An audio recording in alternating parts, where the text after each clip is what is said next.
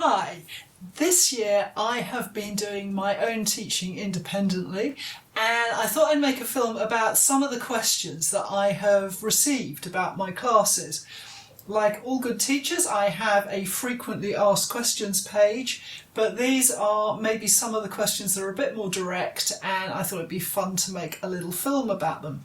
So, first question, why do you teach? Is it just for the money? No, it isn't just for the money. The money is lovely, don't get me wrong, but I teach for a number of reasons. The first one is that it helps me to learn.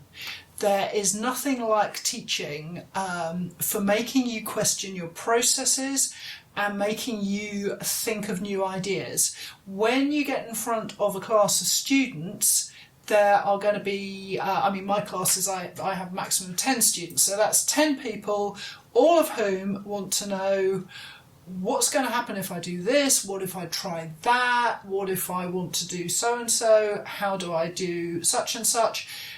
And these are all questions that are kind of feeding in to the kind of questioning that I would do on my own in the studio and expanding my thoughts, and I have to come up with an answer.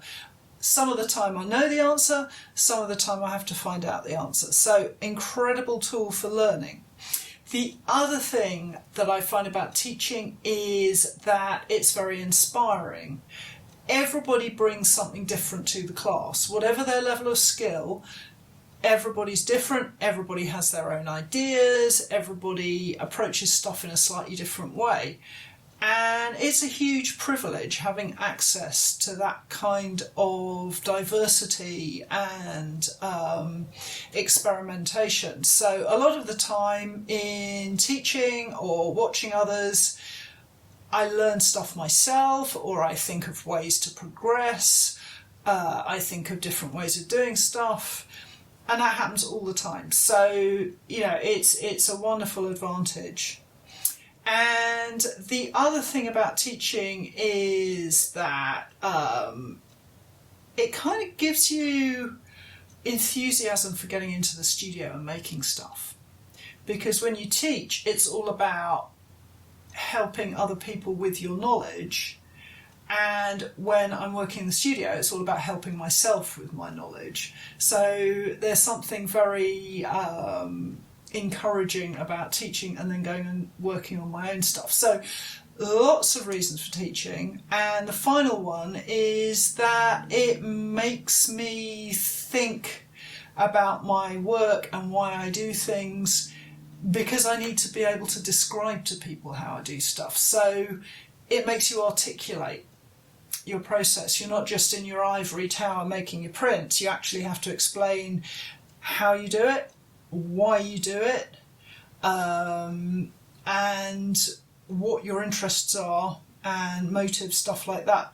So I am a lot clearer about my own work because of my experience as a teacher. So yeah, money, great, but actually there's a lot more going on than that. So next question, what is your teaching style? Wow. So my main aim when I go into a class to teach is to leave my ego at the door. What I don't want to do is to produce a class of mini-me's doing what I do. What I want to do is to have a far more fun time than that, and the best way to have a good time as a teacher is to use your skills to enable other people to do what they want to do and to coax out their skill with your experience. So I guess my style is to ask a lot of questions of the students, so I don't tell them how to do things in terms of sort of, you are going to do this picture in this way. What I will do is say, this is the skill to produce this effect. What do you want to do with it? What's your idea? How shall we develop that? What's your thinking? And then I will feed the skills in to make that as close as possible to what they want. In terms of practicality, I do demonstrations, and I do a lot of one-to-one work, and I tend to keep the kind of talking to the group down to a minimum, because I learn best when I'm doing stuff and when I'm seeing stuff being done, rather than like me talking and people taking notes. So I try to keep it interactive, and I try to make sure that there's a lot of practical demonstrations, and a lot of, when I show stuff, I always try and explain exactly why I do stuff and the reasons behind it, because I also think it's easier to learn when people explain stuff fully rather than just saying, oh, you have to do it because that's the way it's done. So that's my teaching style in a nutshell. Next question. I am worried that I can't draw, and does that matter? No, it doesn't, for several reasons. For a start, drawing is on a sort of spectrum. It's a bit like, I guess it's like speaking. We can all speak. You start off with a few words, and the more experience you get, the better you speak and the wider your vocabulary. Some people are naturals, other people take a little bit of time to develop, but the more you do it, the better you get. Drawing is like that. Nobody is born drawing, but it's something that you kind of get more skilled at the more you practice, the more familiar. Now, the other thing is that on a practical level in a class, you don't have to show up with a fancy drawing.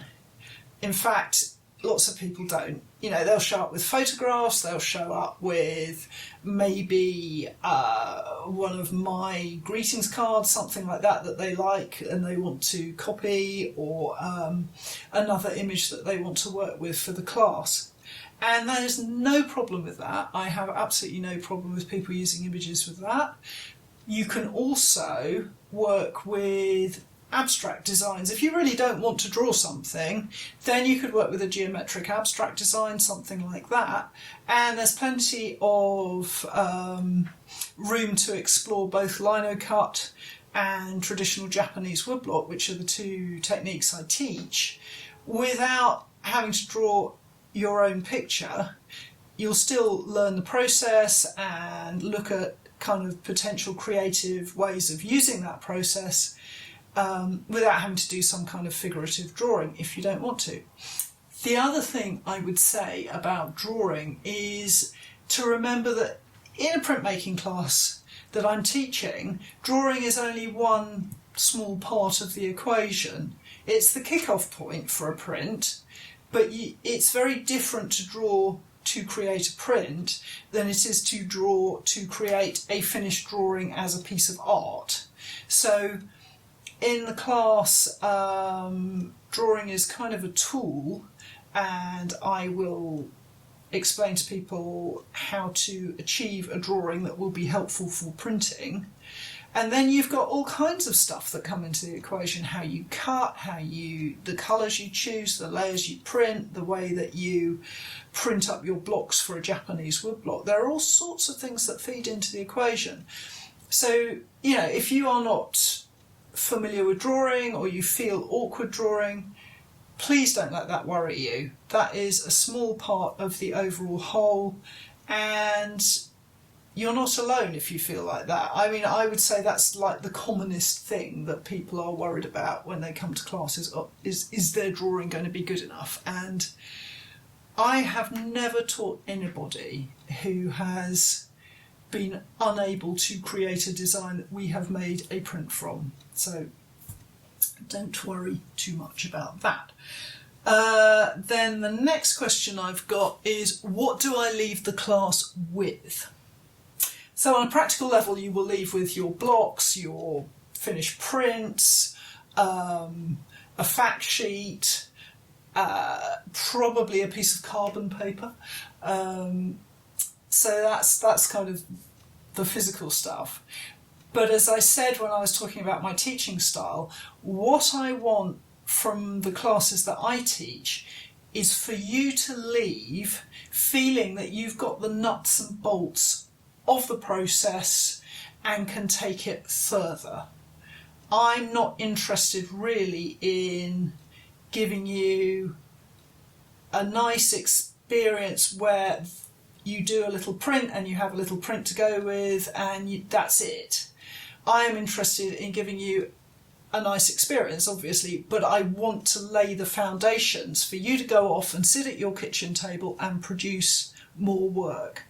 So I always see my classes as like the start of a journey. So I'm really big on trying to show you a good coverage of the process to get the fundamentals sorted so that when you go home you've got a good idea. The one exception I would say to that is the follow-on course that I teach for lino cut. There I tend to be teaching people who've already got kind of the basics, and what I want in that class is to very much help people who've got the basics to develop in the way they want to. So, you know, you might be worried about colour or thinking about the way you cut, stuff like that. So in that class, yes, there's an overview of the printing, but it's very much a kind of more of a one-to-one, what do you want, how can I help you move on? But again, aimed at progression rather than a neat little class that you do it and then it's all over and you never print again. Right, so next question. Will I get my fair share of your attention? I love this question. That's a really excellent question. Yeah, I am careful about that because there is nothing more miserable than feeling like the teacher is not being fair with attention. So when I teach, either I have everybody up around me on a desk because I'm demonstrating and you're watching, or I'm going to be coming round one-to-one. And when I go round one-to-one, when I started teaching, this was something that I kind of appreciated really quickly, is that I am very careful to make sure that everyone gets the same attention, because not everyone will ask for the same amount of attention. You will always get people in a class who are more upfront about needing attention, and then you will get people in the class who are maybe a bit shy, or maybe they're naturally quiet and studious. And if you are, as the teacher, not careful, it can be so easy to go to those that shout loudest and ignore those that don't. So I am fairly strict about keeping an eye on myself and making sure that it is fair, and that, you know, you might have a total beginner who needs everything explained, and you might have someone who's a bit more experienced and maybe doesn't need all the starting info, but they're still entitled to the same amount of my attention because I can help them progress that bit further. So yeah, I'm careful about that, and there is, you know, I try to have a system where I just go round people in turn. So yeah, I will be paying attention to you if you come to the class. And the final question that I've got here is, I am a total beginner, I've got no printing experience at all. Is that a problem? No, it's not a problem, it's an opportunity. The only class I would say don't come to is the follow-on 3-day lino cut class, because that kind of assumes that you have experience with a bit of printing with the reduction process, because I won't go over like the really beginner nuts and bolts that I will do in the two-day class. Beginners, I love teaching people who are new to printmaking because it's there are no preconceptions, and I often find them the most rewarding students in terms of ideas and questions, and it's really refreshing to teach somebody from scratch, because it kind of resets me as well and reminds me to look at the whole process as an overview. Because printmaking's my day job, it's awfully easy to kind of slip into a way of doing it because I'm used to all the processes and kind of take all that knowledge for granted. When I teach a beginner, I'm looking at all that afresh. And also, everybody's different, everybody's got different ideas, and as I say, new people will often think of things that I just wouldn't have thought of. And I've learned some brilliant stuff working with beginner printmakers. It's really interesting. I get people who are given this as a present, and sometimes it's a completely random present from the family, and they don't even really know why they're there. And that's lovely, because I have the pleasure of introducing them to the printing process, and also the fun of watching them create something unexpected, something new to them, something new to me. So beginners are very welcome. What I tend to find is that 10 minutes into the class, nobody remembers who's a beginner and who isn't, and it all melds together really nicely. Usually by the end of the class, I've completely forgotten people are new beginners, because the results are so fascinating and so creative. But if you are new to it, my classes usually have at least one or two. The lino cut classes usually have one or two. And with the Japanese woodblock classes, most people haven't done the process before either, so don't worry about that. So those are just a few of the questions that I get asked. I'm going to put a link in the notes below to take you to the frequently asked questions page, which has got sort of more practical stuff there. I hope that's been interesting to you, and if you've got any more questions, please just ask them below, and I will try and answer those. And we'll get back to the printmaking videos, and I hope you've enjoyed this film. Thank you very much.